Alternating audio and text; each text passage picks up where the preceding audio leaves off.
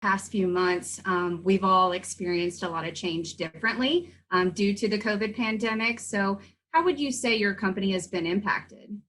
Like I mentioned, I launched this business actually right before COVID hit, which was a pretty crazy kind of timing to launch a business.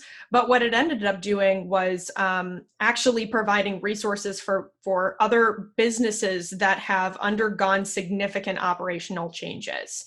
So COVID, for some industries, have caused a lot of people to go towards the kind of digital component of what they were doing if they had brick and mortar, for example, or these regulations that are put in place because of COVID have significantly impacted their operations. And when you're in the C-suite and you're looking at, okay, how do I adjust to this? How do we transition from what we were typically doing to what we now need to do?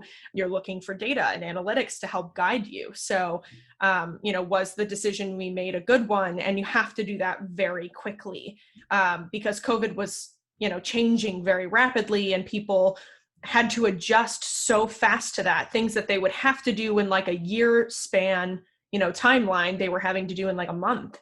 And data was a big factor in that. So we've actually been able to help a lot of companies who are undergoing those operational changes try to figure out, how do my underlying systems support this quick decision making? Can we find the right data? Can we make meaning of it? And can I make a decision very, very quickly? Sure. So can you tell us a little bit more about how you're using that data to respond effectively to the challenges that everybody is facing? Yeah, for sure. I mean, there's some ones that are kind of a little more obvious than others. For example, if there are kind of operational changes from a PPE perspective, making sure inventory levels are where they need to be, and how do we anticipate ordering and keeping those inventory levels at the right amount and the right threshold. Some of the operational changes are, how do we basically, if we have to lower capacity for something, how do we ensure that we're lowering it in the right places so that we are still effectively running the business and we're not significantly impacting our customers or, our partners, for example. So I think depending on the industry, the change has been very significant in very, very specific directions. Sure.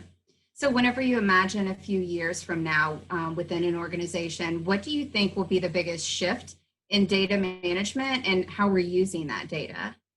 Yeah, I think it's really going to be around context. This idea around data lineage. Where did the data come from? How was it captured?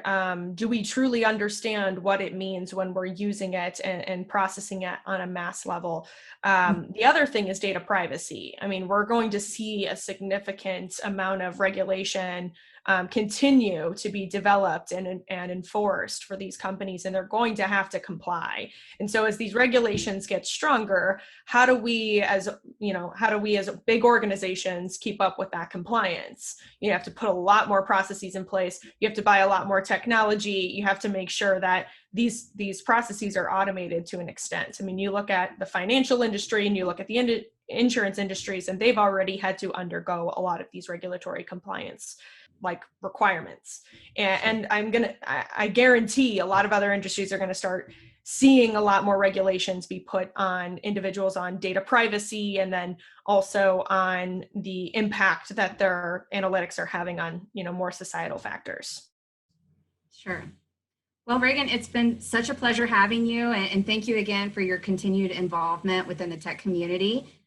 For all those watching, please visit cdomagazine.tech for additional interviews with leaders and influencers across the region. Thank you so much, Catherine, for having me. This was really fun. You're welcome.